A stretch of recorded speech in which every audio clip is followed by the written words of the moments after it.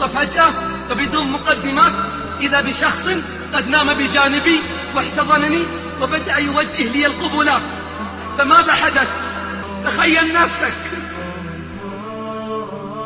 في هذا الموقف وهذا الامتحان والابتلاء العظيم، لا أحد يراك ولا أحد يسمعك إلا السميع البصير. قام صاحبنا من فراشه ودفعها بقوة وصفعها صفعة على وجهها وذهب إلى المسجد خائفا وجلس يبكي حتى أذن الفجر.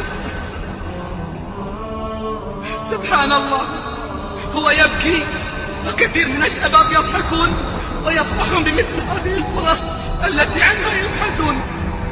سيضحكون لكنهم ربي سيبكون كثيرا فسيندمون.